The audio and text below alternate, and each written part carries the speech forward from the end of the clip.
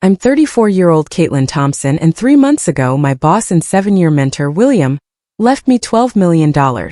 I made the decision to share my wealth with my family after giving it considerable thought.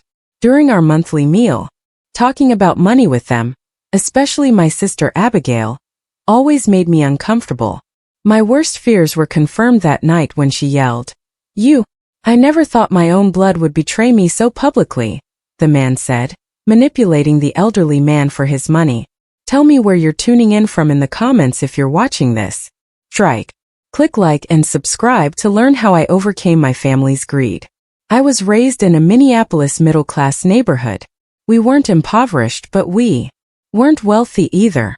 Charles and Margaret Thompson, my parents, had steady jobs that kept us cozy, but constantly anxious about higher costs. My mother was an elementary school administrator, and my father was the manager of a nearby hardware store.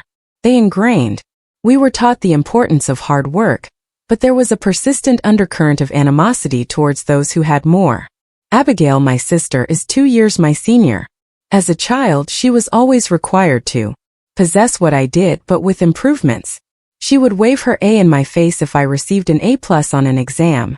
She would make sure everyone knew she was the volleyball team captain if I made the softball squad.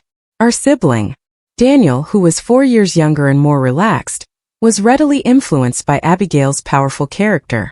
In disagreements, he would frequently side with her, establishing a 2 versus 1 dynamic that accompanied us into adulthood. Not much better was the rest of our extended family. Aunt Evelyn and Uncle Harold constantly made comparisons between their kids and us, and family get-togethers usually turned into covert rivalries over who had renovated or whose children were doing better their kitchen. I most recently attended the University of Minnesota for my college education. In contrast to Abigail, who I was determined to succeed on my own after our parents paid for her schooling. I put in 3 part-time work and a full course load at the same time. I worked in the campus library in the afternoons, waited tables at a nearby diner in the mornings, and handled bookkeeping for a small work on the weekends. I met William Carter in this way. Every Tuesday morning for breakfast, he entered the diner. He was a creature of habit, placing the same order every time. Over 2 eggs, simple black coffee, wheat toast, and no butter. With a full head of silver hair and gentle eyes that wrinkled when he smiled, he was in his early 60s at the time. He was the owner of a medium-sized tech business that focused on security software. He saw me studying in between customers one morning. I was tackling an accounting issue that was causing me difficulties. As it happened, William before switching to technology, he had a background in finance. He assisted me in solving the issue, and a friendship was formed. When I indicated 3 months later that I was seeking he gave me an offer for an entry-level position at his company that was related to my business degree. The hours would allow me to work, and the pay was more than the sum of my 3 part-time jobs. Complete my degree. I agreed right away. A straightforward job turned into a mentoring relationship. William mentored me and taught me. He shared all of his business knowledge with me. I didn't even recognize the potential he saw in me. He gave me a promotion to assistant manager after I graduated. I rose through the ranks of the company over the next 7 years to become his right hand. I made many sacrifices for that work. I was working on the weekends and late at night while my friends were getting married or traveling. I had to handle business emergencies, so I missed family gatherings. Abigail never let me hear the end of it. She was always saying that William was working me to death and that I was married to my job. She never realized how much I enjoyed my work. I sometimes felt that William's company culture was more like family than my real family. William was found to have pancreatic cancer. It was severe, and he was in hospice care in a matter of months. Every day I went to see him, giving him company updates and occasionally just sitting with so that he wouldn't be left alone. Even though they traveled, his own family couldn't be there all the time because they lived across the nation. I was heartbroken when he died. I had lost more than just a boss, but also a friend and mentor. The funeral was modest, with primarily company workers and a few relatives. Everyone, including myself, started crying when I delivered my eulogy. A woman named Elizabeth Bennett called me 3 weeks after the funeral and introduced herself as William's lawyer. She requested a private meeting with me. Thought it was given that William's son would probably take over, maybe a severance package regarding my job at the company. She told me that William had left me a message when I got to her office. A sizable amount of his estate, $12 million in investments in cash, and a 15% share in the business. I was stunned and unable to speak. William had revised his will, Elizabeth clarified, months prior to his diagnosis, so this was not a decision made under duress on his deathbed. I read the letter he had included for me in her office while crying. It said, "Caitlin, you have been the daughter I never had. Your commitment to our business has contributed to the creation of something genuinely unique, but more significantly, your generosity and moral character have made these final years of my life rewarding in unexpected ways. I'm confident you'll make good use of this gift, not only for yourself but also for others. Make me proud." For 3 months I concealed the inheritance. I needed time to think things through. Everything and choose your next course of action. I scheduled meetings and conferred with financial advisors, with charitable institutions. In William's honor, I intended to create a scholarship fund and invest in up-and-coming female entrepreneurs who made me think of myself when I was younger. Nathan Parker, my boyfriend of 2 years, was the only person I told. In contrast to despite coming from a wealthy family, Nathan led a modest life. He was aware of the complexities of unexpected wealth and suggested that I wait before making any declarations. As I came to terms with my new financial circumstances, I realized I couldn't continue to hide them from my family.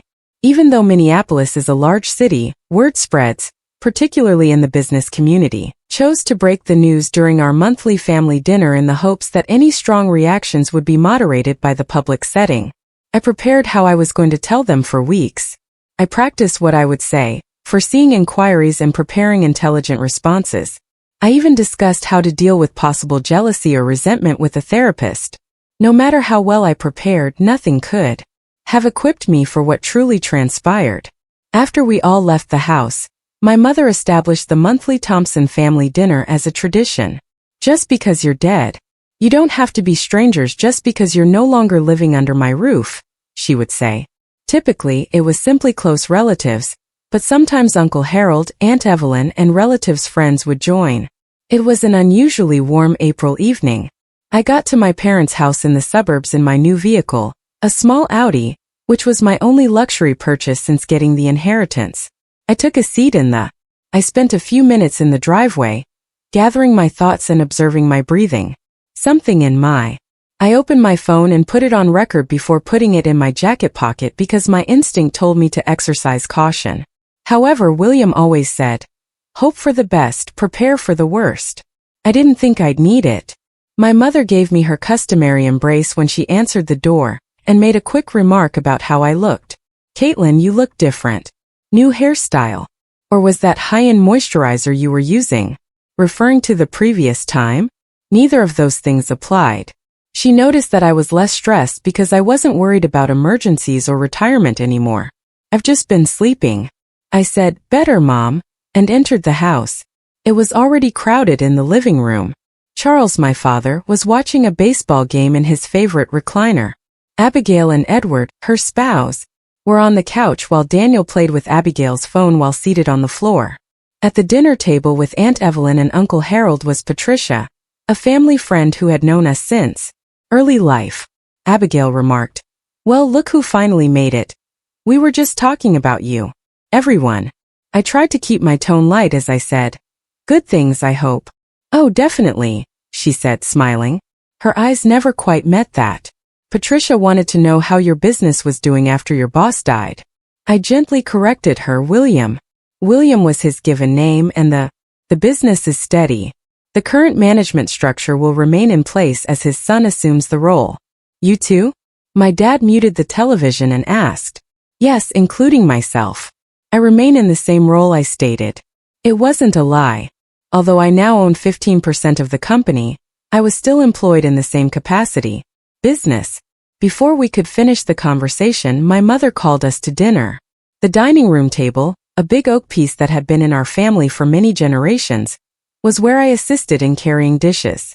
The air was filled with the aroma of pot roast, which is my mother's specialty and a mainstay in our household. Dinners. My brother Daniel made a remark about my car as we got settled. It was a pleasant ride, sis. Have you received any kind of promotion? I inhaled deeply. There was no better opening than this one. In fact, I spoke more steadily than I had anticipated, saying, I've been waiting to share some news with everyone. My financial circumstances have changed recently in a pretty big way. Everyone looked at me. My mom stopped in the middle of serving. Dear, what do you mean? She inquired. 3 months prior following. I explained that after William's death, I found out he had left me a sizable inheritance. Came as a complete surprise.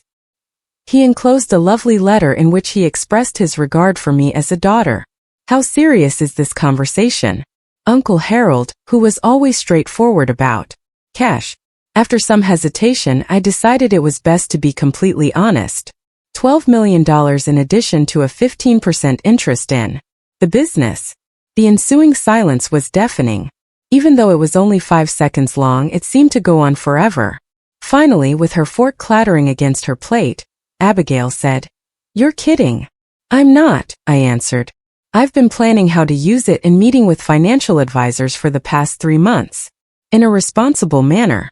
I'm investing in women and creating a scholarship fund in William's name.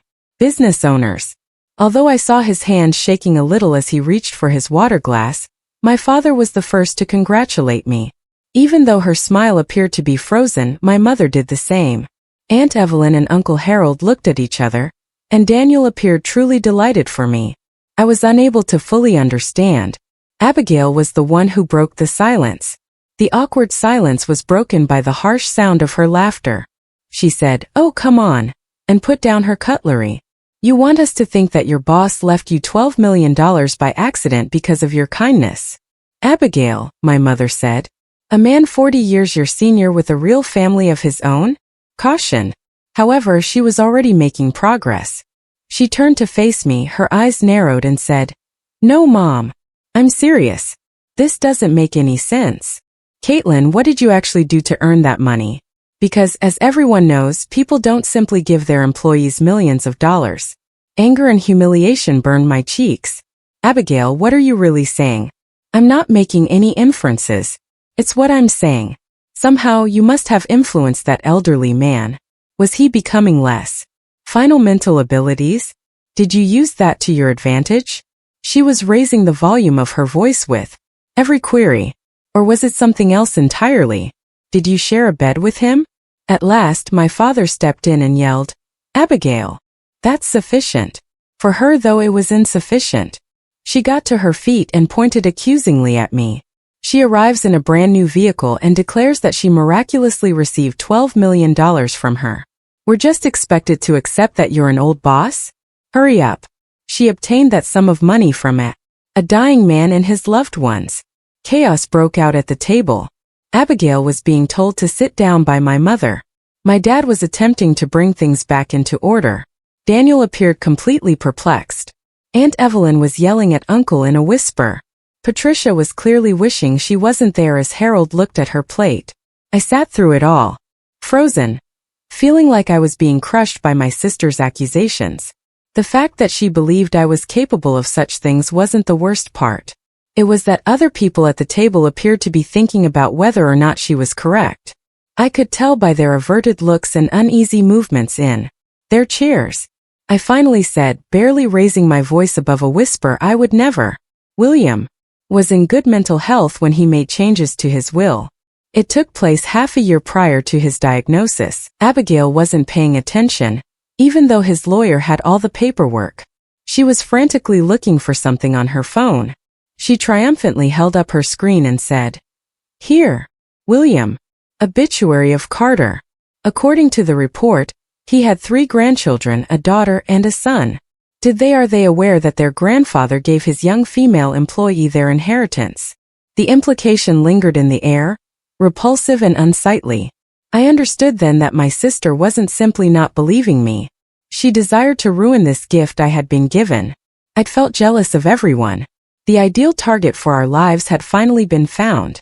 Like a poisonous cloud, the charge of stealing and manipulation hung in the air. My father cleared his throat while I was still trying to think of something to say. In that calm voice he used when he believed he was speaking for reason, he said, "Caitlin, you must acknowledge that this is all quite unexpected and abrupt." I insisted that there was nothing out of the ordinary about it. William served as my mentor for 7 years. We collaborated closely. Even as he was dying, his children, who live across the nation, rarely paid him a visit. "You acknowledge that you exploited family estrangement," Abigail said. I retorted, "That is not what I said. I'm outlining our relationship's background." In a seemingly encouraging gesture, my mother reached across the table and patted my hand, but came across as patronizing. "Don't you believe that sharing this money with your family would be the right thing to do, sweetie, regardless of how you got it? We've always been there for one another." I gaped at her in shock. My sister essentially accused me of prostitution, fraud, and elder abuse just a few minutes ago. My mother was now proposing that I split the inheritance.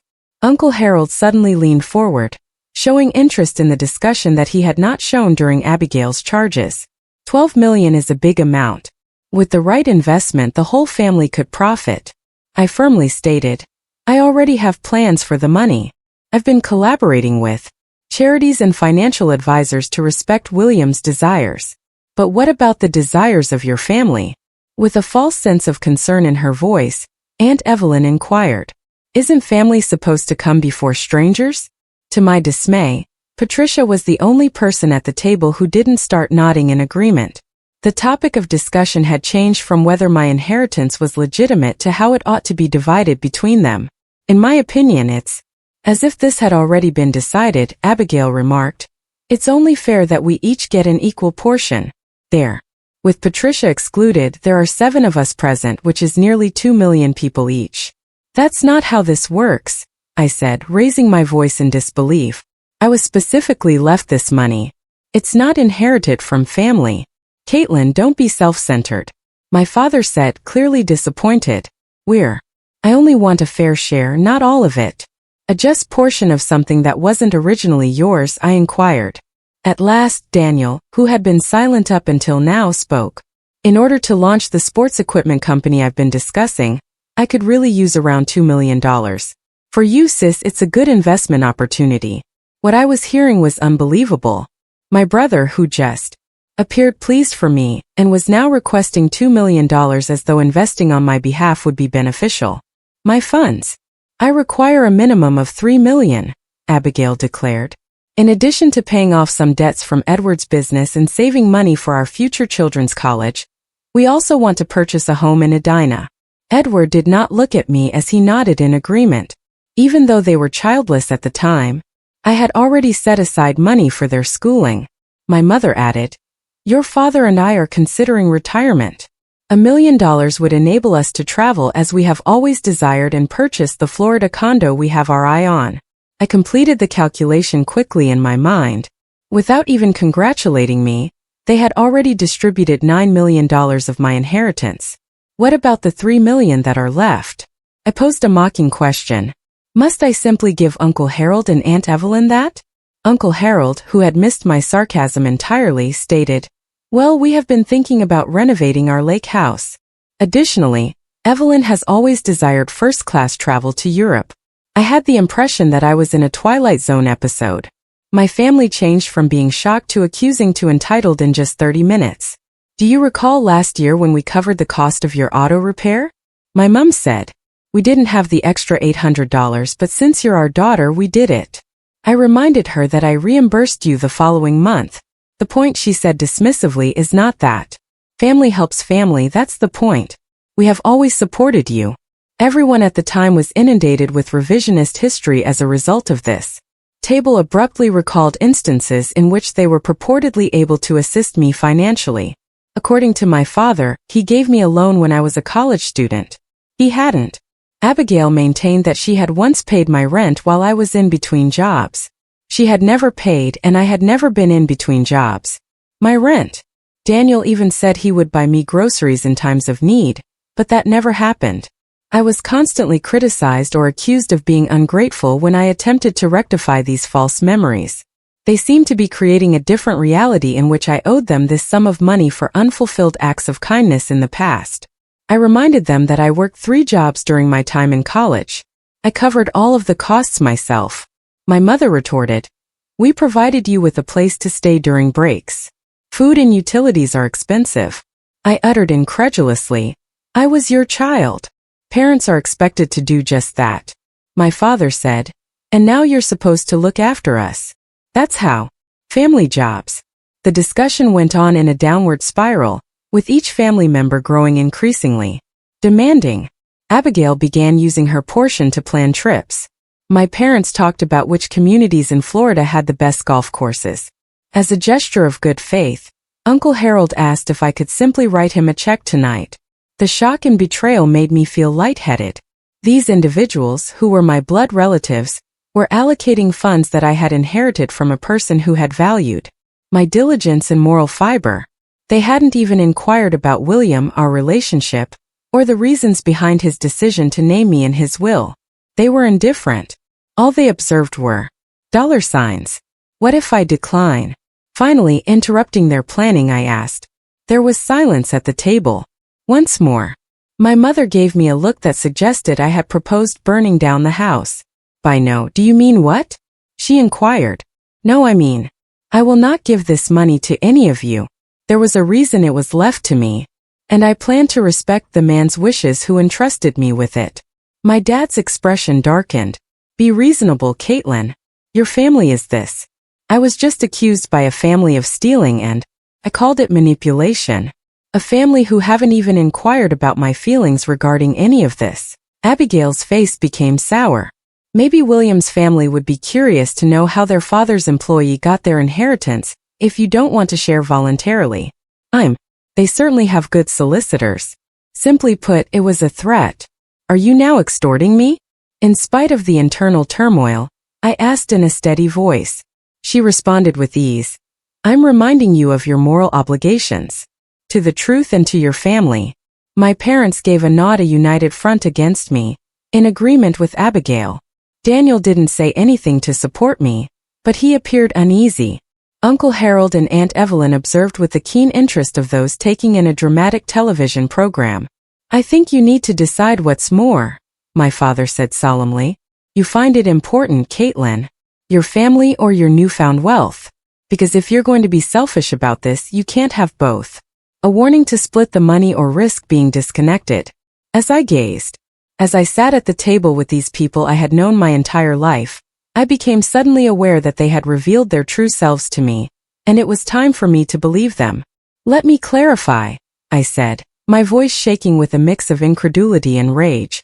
Millions of dollars that were legally left to me must be given to you all, or you will divorce me from the family and possibly attempt to cause me legal issues. My mother told Caitlin to stop being so dramatic.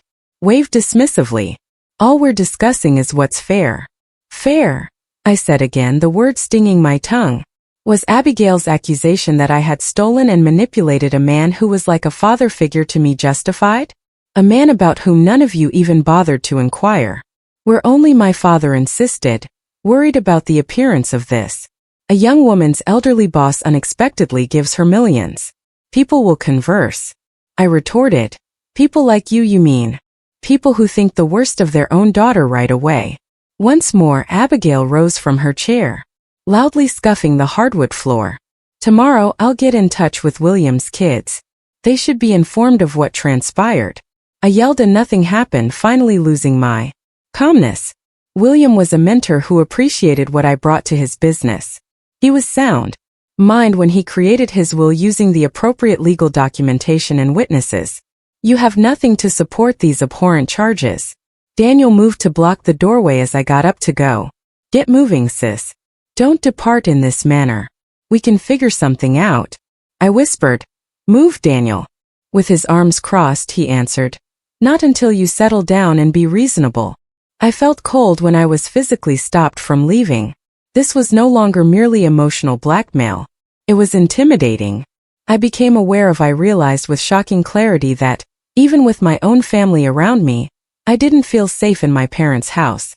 I reached into my pocket and took out my phone saying, I'm recording this entire conversation. Ever since I got here. All of the statements made tonight, including all of the accusations, demands, and threats, have been recorded. Abigail's expression lost its color. My dad's. Without making any noise, the mouth opened and closed. As though I had physically hit her, my mother put a hand over her heart. Were you recording us? She let out a gasp. Your own household? It's an invasion of confidentiality. I told her it's protection. And I'm glad I did. Otherwise, I might have begun to think that I was the one who was insane. That's not yours, Abigail sputtered. Recording someone without their permission is against the law. In fact, I said in silence, Minnesota is a one-party consent state. Expressing gratitude to William for sharing his sporadic legal expertise over the years.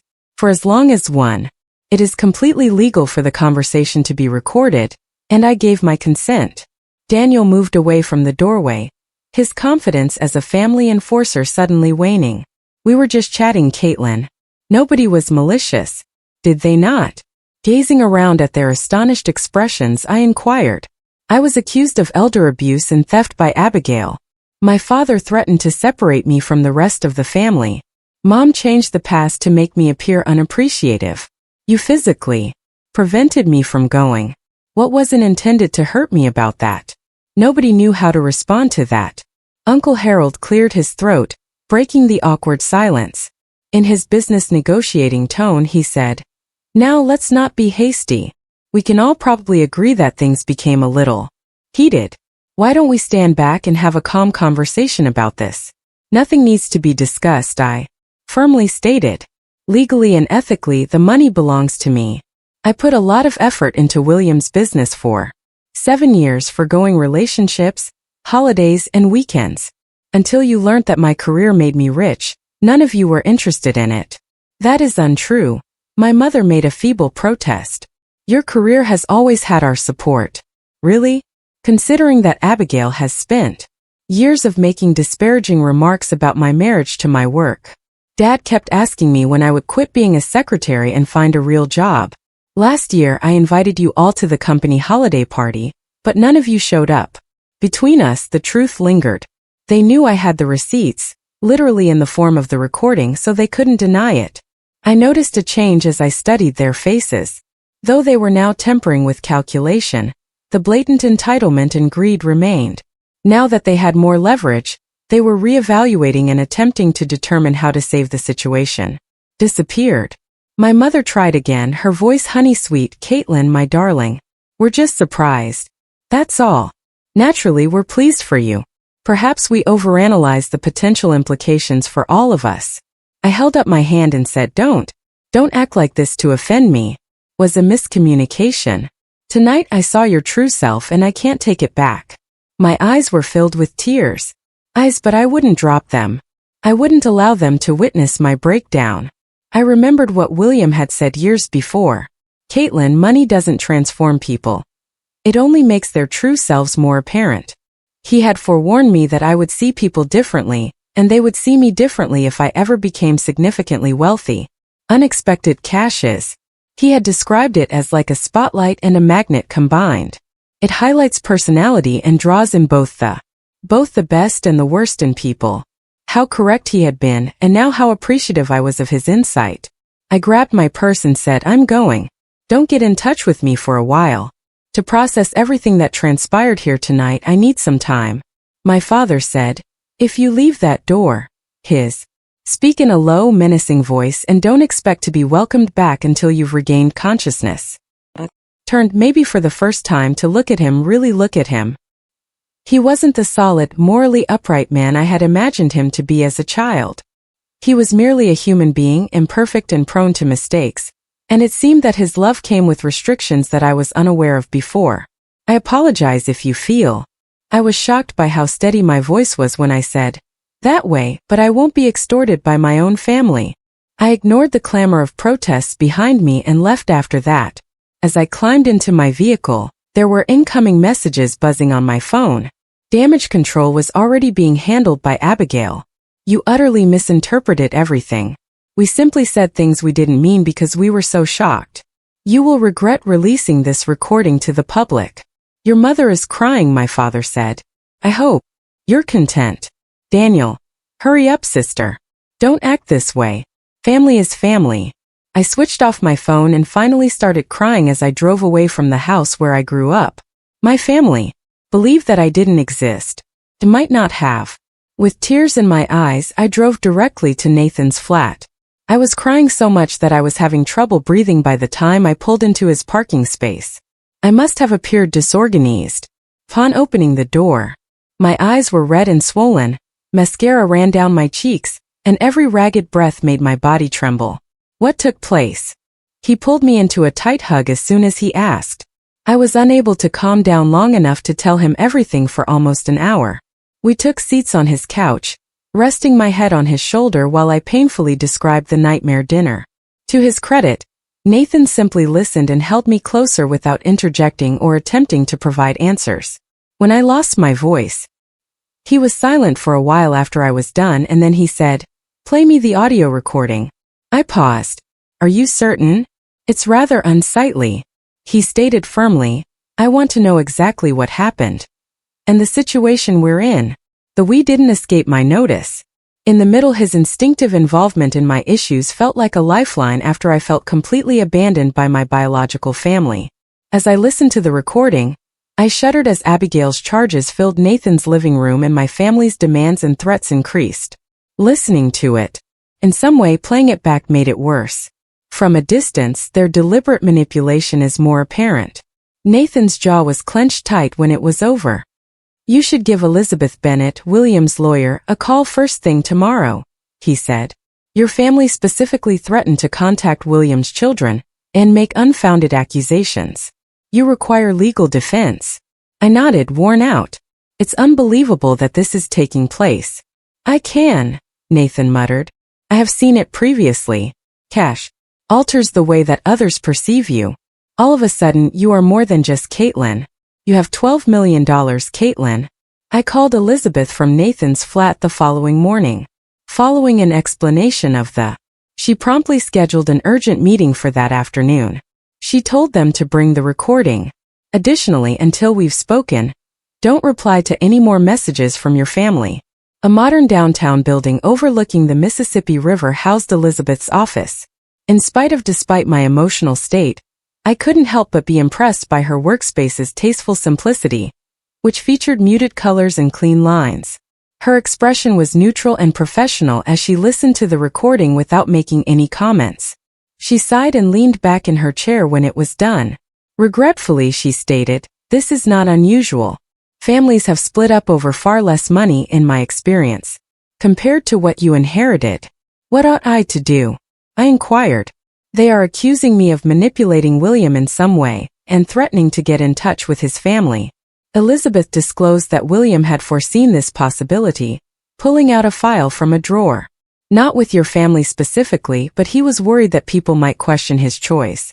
My name was written in William's characteristic handwriting on a sealed envelope that she gave to me. "He requested that I give it to you. If your inheritance's validity was ever questioned." My fingers shaking, I opened the envelope. A letter from 6 months prior to his diagnosis was found inside. "For reasons that are wholly my own, I, William Carter, am of sound mind and have not been under any duress or undue influence when I have decided to include Caitlin Thompson in my will. Caitlin has demonstrated outstanding character in all of her interactions, remarkable commitment to my business, and has. Over the years that we have worked together, they have become like family to me. Contrary to what some may say, my choice is not motivated by manipulation or an unsuitable relationship. Instead, it stems from my wish to honor extraordinary loyalty and make sure that someone who owns my company values have an interest in the future of the business. My kids have plenty of resources and they are conscious of my choice. It is not only untrue but also defamatory to imply that Caitlin has done something wrong. Regards, William Carter." His signature was followed by a notary stamp and the signatures of 2 witnesses. Unable to speak, I glanced up at Elizabeth. I whispered to him he knew. William was an extraordinary judge of character, she attested, and he had witnessed the transformative power of sudden wealth. Connections. He was concerned about your safety. "What should we do now?" I inquired. "We start by sending your family members a cease and desist letter, alerting them to the dangers of making disparaging remarks about you to William's family or anybody else. Might lead to legal action. We have a strong foundation thanks to the recording. She went on, laying out a plan for protection, recording all correspondence from my family, requesting a restraining order if the harassment persisted, and getting a statement ready for William's kids in case they were contacted. Elizabeth, William's daughter Emily, and I have already had a conversation. Added, in any case she wanted to meet you, and I believe that a conversation could be beneficial for you both. I felt a little better after I left Elizabeth's office. I had a strategy. I had help. Most significantly, I had William's express affirmation that he was fully aware of his actions when he added me to his will. The situation with my family worsened over the course of the following week. Abigail shared ambiguous yet incisive remarks on social media regarding individuals abusing the greed is tearing apart families and the elderly. I didn't miss the irony. Every day my mother would call, alternating between awkward attempts to pretend nothing had happened and guilt trips about her unexpectedly declining health. She insisted, I've always been on your side message. Your sister and father were the ones who went overboard. My dad adopted a different strategy, sending a formal-sounding email explaining that, notwithstanding the law, my financial duty to my family was a moral requirement. He quoted the Bible about respecting one's parents and forewarned me that my selfishness would have a lasting negative impact on my soul. Daniel was the only one who appeared to be truly torn. I apologize for what transpired, he texted. I received, lost in the present. However, family is family, isn't it? We ought to be able to resolve this. Elizabeth advised me to keep my distance until the legal proceedings were finished, so I didn't reply to any of them. There were safeguards.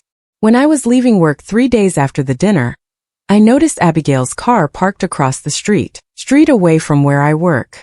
Security confirmed that a woman who fit her description had been inquiring about me at the front desk after I hastily ducked back inside and called them.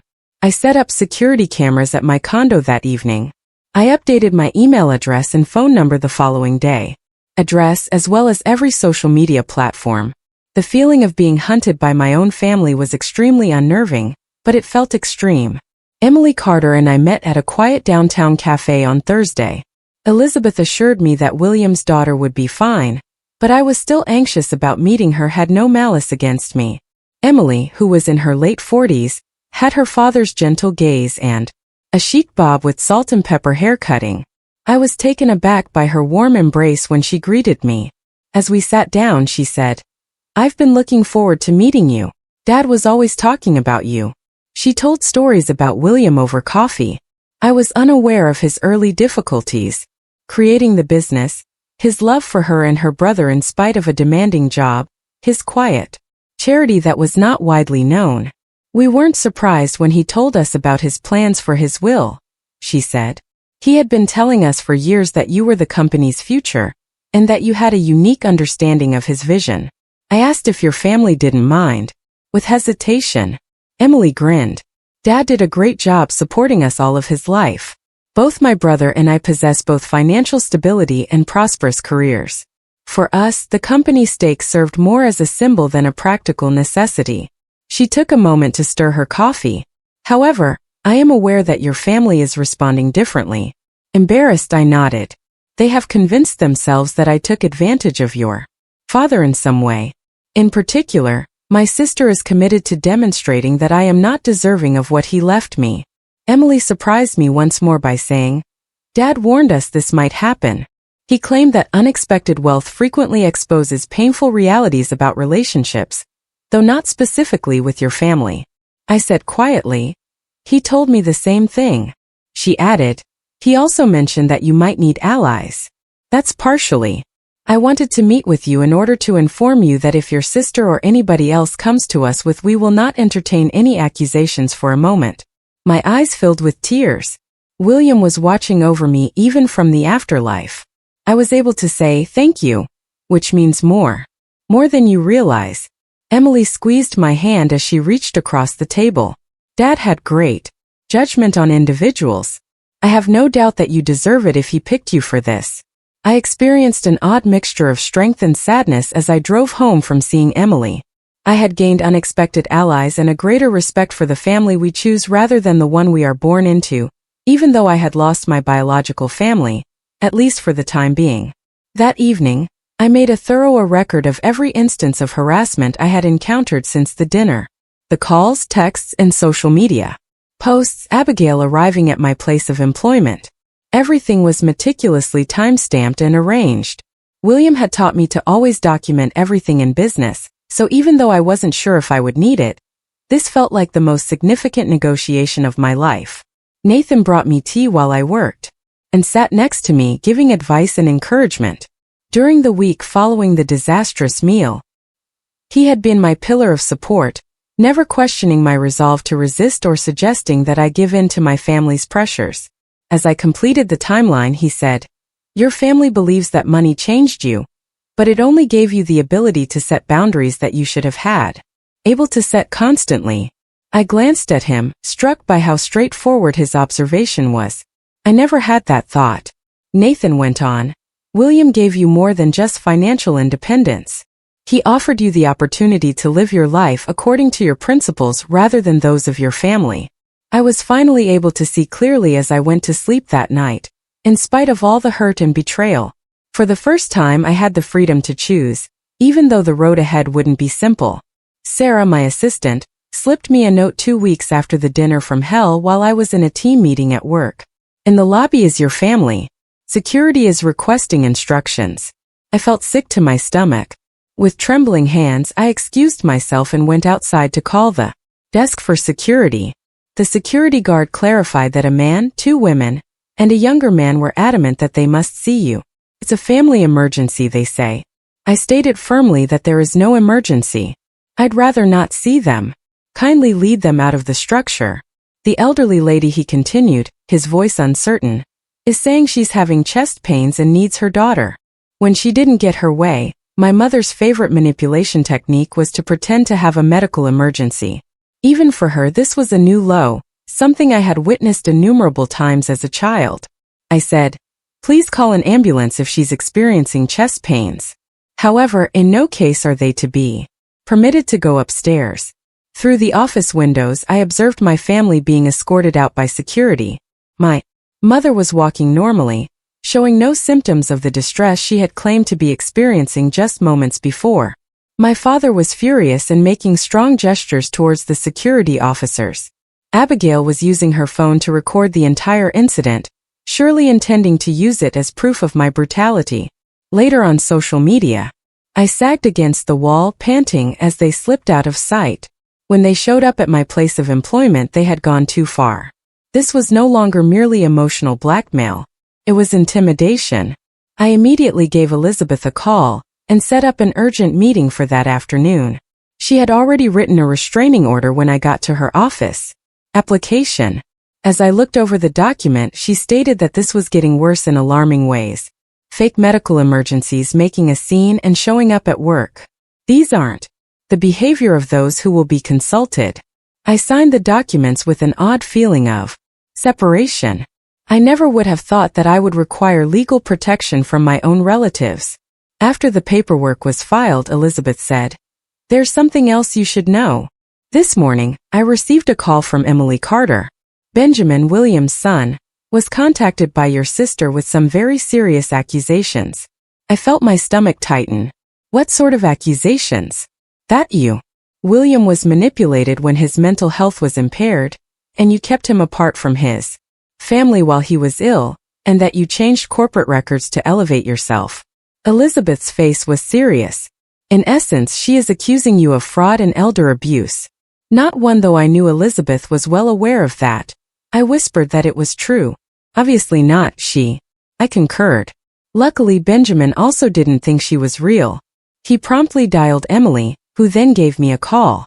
"However, your sister Caitlin is actively working to harm your reputation and possibly put you in legal hot water.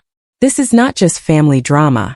I gave an odd nod. Calmness descends upon me. "What would you recommend?" Elizabeth stated, "I believe it's time to adopt a more proactive approach. Legally speaking, the restraining order will be beneficial, but it won't fix the reputational harm they're trying to do. We came up with a plan. I would start by sending everyone in the family, including extended family members who weren't present at the dinner, a carefully edited version of the recording.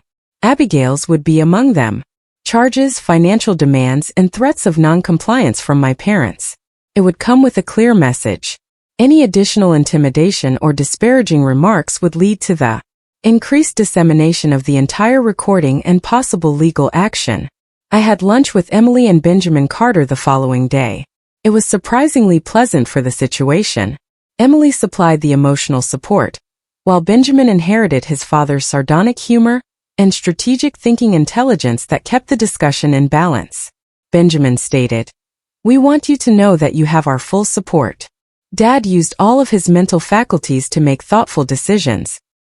His wishes have been documented for years prior to his diagnosis, and we are ready to, if necessary, make a joint statement to that effect." Emily continued, "We will not allow your sister's untrue stories to remain uncontested." I was so grateful for their support. William's kids had turned out to be unanticipated allies during the betrayal of my own family. That evening, I forwarded Elizabeth's warning and the edited recording to my entire family. The reaction was prompt and diverse. From Abigail, "You're so rude. Threaten me? This illegally made recording doesn't support anything." From my dad, "Your strategies have greatly disappointed me. Family matters should not be handled in this manner."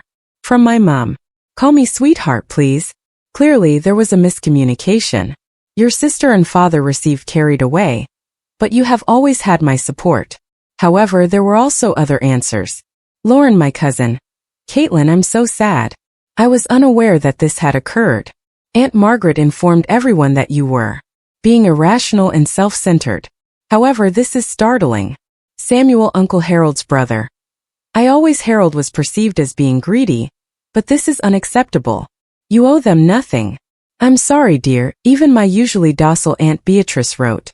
"Too many times to count. I have been the victim of Abigail's manipulations. Don't back down." The story of the family was splintering as people learnt the truth about what had transpired instead of the version that Abigail and my parents had been spreading. I got a call the following day from an unknown number. "Daniel, my brother, was there. Is it possible for us to meet?" His voice was unusually quiet as he asked, "Me and you alone? I must speak with you." I decided against my better judgment to meet him at a public cafe close to my workplace. I got there early, picked a table that overlooked the entrance and anxiously waited. As soon as Daniel entered, I noticed how exhausted he appeared, the typical laid-back smile giving way to a somber frown of concern and circles under his eyes. He slid into the seat opposite me and said, "Thanks for meeting me. I doubted you would." I confessed that I nearly didn't. "Daniel, what do you want?" He let out a deep sigh. To start by saying I'm sorry. At that dinner I was a complete jerk. I became absorbed in the moment, in search of quick cash, and I failed to defend you when I ought to have. I waited for the but that typically followed such apologies in my family, so I didn't reply. I was shocked when it didn't arrive. Rather, Daniel added, "I've been reflecting a lot on why I behaved in that manner, why we all did, and it occurred to me that this has been our pattern for many years. Mom and Dad follow, Abigail takes the lead, and I follow. Because it's simpler than fighting, so go with it." I muttered, "That doesn't make it okay." "No, it doesn't," he said right away. There was nothing acceptable about what transpired that evening. The items according to Abigail, everything was wrong, including my blocking the door and the actions of my parents. He made a nervous motion he had done since he was a young boy, pushing a hand through his hair. "I don't think you'll. Please pardon me, but I wanted to let you know that I have nothing to do with what they're doing. I told Abigail to stop spreading false information, and I told Mom and Dad that I would not take part in their campaign against you." How was that received? With genuine curiosity, I inquired. He laughed without humor. "Just as well as you would anticipate. Dad doesn't talk to me. Mom alternates between sobbing fits and guilt trips. Additionally, Abigail has blocked me on all platforms." I experienced hope for the first time since the dinner, that there were some things in my family that could be fixed. Daniel whispered, "Sis, I miss you. And I sincerely apologize for prioritizing money over our relationship." I squeezed as I reached across the table. His hand momentarily. "Daniel, thank you for saying that. I cannot guarantee that things will return to normal immediately, but this is a beginning. Elizabeth gave me an urgent call 2 days later. She remarked, "Your edited recording seems to have had quite an effect. A lawyer who represents your parents and sister called me just now. They'd like to get together." The next Monday, the meeting was scheduled to take place in Elizabeth's office. Despite Elizabeth's reassurances that I had all the cards, my stomach turned up when I arrived early due to nerves.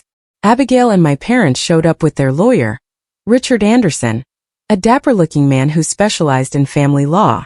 As we sat around, the tension in the room was evident, cautiously avoiding eye contact at Elizabeth's conference table. With a professional tone, Anderson started, "My clients would like to resolve this unfortunate family matter without further escalation." Accommodating. They acknowledged that there were strong feelings during the aforementioned family meal, and that, unfortunately, regrettable things were said in the heat of the moment. "Unfortunately," I said again, my voice losing its edge. "Is that what we now refer to as unfounded allegations of elder abuse and fraud?" Uncomfortably, Anderson cleared his throat. "My clients, Miss Thompson, are ready to formally apologize for any miscommunications and to put an end to all correspondence about your inheritance if you desire it." Elizabeth bent over. "What about the disparaging remarks directed at the son of William Carter? The abuse at Miss Thompson's place of employment? The threats to force her to regret keeping her inheritance to herself?" My mum appeared truly surprised. "Caitlin, you were never threatened by us," I said. "Mom, I have the recording." Silently. "Every single word," Anderson went on, obviously attempting to take back control of the conversation. "What my clients are offering is a clean slate. They will take back any remarks that could be harmful, stop all if Miss Thompson requests it, get in touch and close the case." I took a close look at my family. Rigid with repressed rage, my father. My mother calculating but crying. Abigail couldn't look me in the eye, and her typical assurance was conspicuously lacking. "Why did you change your mind?" I questioned them directly. "You were splitting up my inheritance 2 weeks ago, and threatening to do otherwise. You want a fresh start now. What was different?" Nobody responded, for a considerable amount of time. My father's voice was strained as he finally spoke. "There are issues because of the recording you sent to the extended family. You've turned the family against us," Abigail said, finding her voice. "That's what your father means." "Well done. No one was turned by me. I leveled my response against you. I just told them the truth about what transpired rather than the version that you have been disseminating." Anderson tried to negotiate terms that would essentially allow my family to save face during the remaining hour of the meeting, and I promised never to discuss the event once more. Elizabeth deftly rebutted every suggestion, demanding signed pledges not to dispute my claims, formal retractions of all disparaging remarks, and written apologies. Inheritance. We came to a provisional agreement at the end. My family would apologize, completely back off, and I wouldn't take legal action or make the entire recording publicly available. I requested some alone time with my family as we were getting ready to depart. Elizabeth glanced worried, but after I reassured her that I would be all right, we went out with Anderson. I finally said what I had been repressing for weeks when the door closed. "I would like you to be aware that our relationship cannot be repaired by agreement. You made it clear to me who you are and how you feel about me. You were prepared to harm me, jeopardize my financial stability, and ruin my reputation out of the family because of money that never belonged to you in the first place." My mother started, "Caitlin," but I extended my hand. "I'm not done yet. I've put in a lot of effort taking care of myself and tried to make you proud for years. When you believed you could get something from me, none of that mattered. That isn't family and it's not love." My father said, "So that's it. You receive your money and we never see you again." I said, "That's all up to you. Going forward, our relationship will be based on new principles of respect, boundaries, and the knowledge that your actions have repercussions. Never again will I be coerced, guilt-tripped, or intimidated." I got up and gathered my belongings. "Even though I adore you all, I don't trust you and I don't like you at the moment. Regaining that trust, if it can be restored at all, will take time." While I was walking, I felt as though my shoulders were lighter after I left. I think this was the first time in my life that I had confronted my family without compromising my own needs for their approval. I breathed in the cool autumn air outside Elizabeth's office. Whatever took place, I knew I would be all right after that. I hadn't changed because of the money. I was able to become who I was always meant to be because of it. That last altercation in Elizabeth's office was 6 months ago. The world has kept spinning. The seasons have shifted, and I've established a new standard that still seems surreal at times. My family's legal agreement has stood up.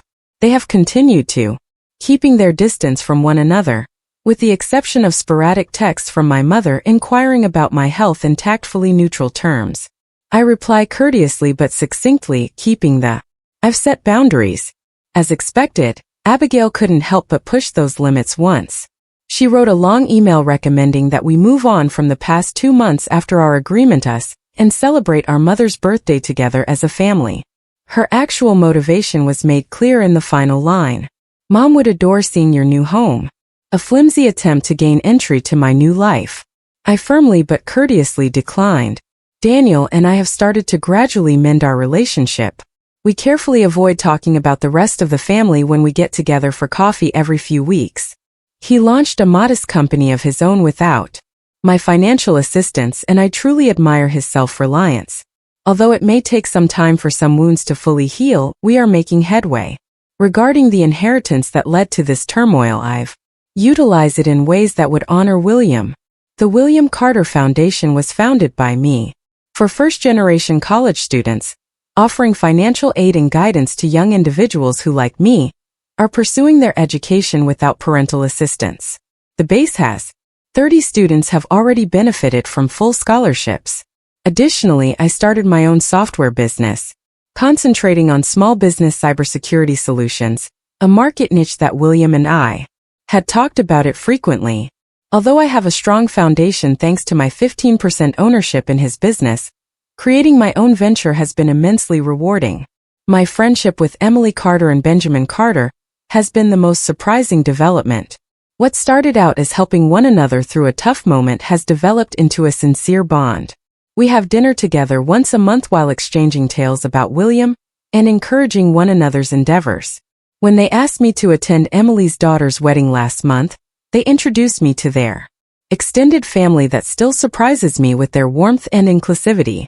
A soggy afternoon in Eleanor, William's widow, and I met up for tea at her favorite cafe in April. This was our first genuine conversation, even though I had met her briefly at the funeral. She was 75 years old, quiet, elegant, and sharp. Intelligence that instantly calmed me down. As we sipped our tea, she disclosed that William had informed her that he was naming you in his will. He was very insistent about it. To be honest, I had no notion, I said. I was completely taken aback by it. Eleanor grinned. He was certain it would. That was a contributing factor in his conviction that you deserved it. She stirred her tea reflectively as he remarked, the ones who expect nothing are usually the ones who deserve everything. You know, when William first became successful, he had similar issues with his own family.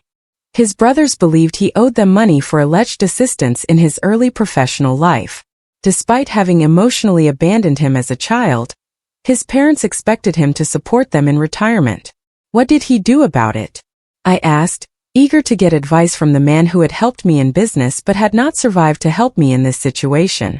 He set limits and adhered to them, she said plainly. Although painful, it was essential. While some relationships eventually recovered on better terms, others did not. He was content with both results. What I had been learning in therapy was echoed in her words. I had been employed for the previous 6 months with family trauma specialist Dr. Lopez, a therapist. My understanding of the dysfunctional patterns that characterized my family relationships long before money entered the picture had improved as a result of our sessions. It wasn't the money that caused your family to react to your inheritance.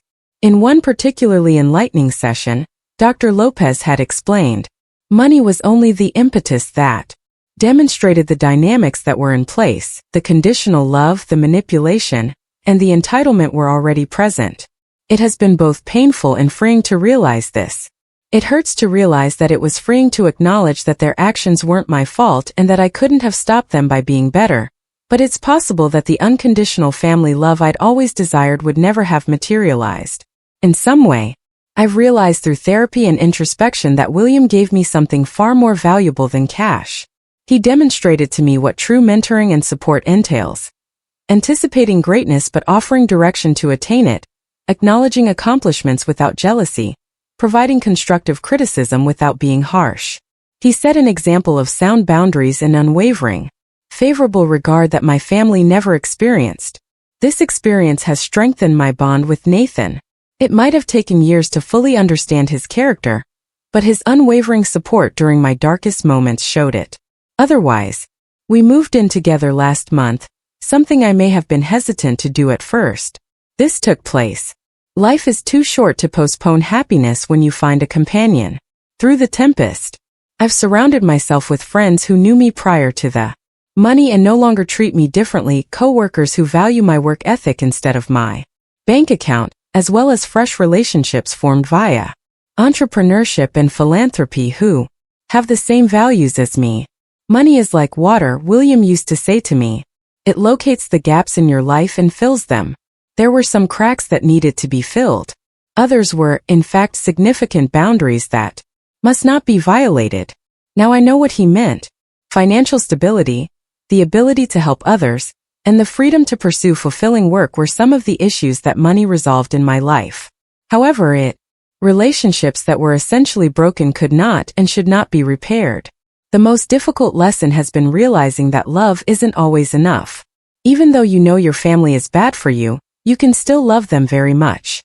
You might not remember what you initially believed you had while admitting that the ideal and reality were never the same. While shielding yourself from additional harm, you can hold out hope for reconciliation. I still have periods of uncertainty and sadness, moments when a childhood memory comes back to me and I wonder if I've been too harsh in my criticism, or days when I see a family laughing together in a restaurant and feel a pang of lost judgment. Holidays are especially challenging, and the empty tables at my table serve as a reminder of what's altered. However, I also experience deep moments of clarity and serenity, the knowledge that I stood by my convictions even at great personal cost, the freedom to live without being constantly manipulated emotionally, the delight of giving freely to those who value rather than demand it, and more. If I could get my family relationships back to how they were, would I return the money? No, because a healthy family was what I lost. It was a false impression. What I acquired was more than just financial independence, but the guts to value myself independently of other people's opinions. I never would have thought to say this 6 months ago, but oddly I'm thankful for what occurred during dinner that evening. Like a fever that signals an infection, the accusations, demands, and threats were both painful and illuminating. They indicated an unhealthy thing that required attention. If you're watching this and having trouble with the dynamics in your family, know that you're not alone when it comes to money, success, or boundaries. You could lose if you stand by your convictions, relationships, but your soul will be saved. Those who genuinely care about you will honor your limits. Those who don't are, in fact, revealing to you something significant about the character of their affection. I still think that family is important, not just the family we are born into, but the family we build around it. Us via mutual values and decision-making. Right now, I'm constructing that family one relationship at a time. Additionally, William, wherever you may be, thank you for the inheritance as well as demonstrating to me what real support and mentoring look like. I swear to return the favor. Please share your family and boundary experiences in the comments section below. Have you ever needed to refuse to back down from loved ones? What got you through it? Please like and subscribe to this. Tell someone who might need to hear that they're not alone in their family's struggles if this story struck a chord with you. I appreciate you listening to my story, and keep in mind that sometimes the most crucial boundaries for your well-being are also the most difficult to establish.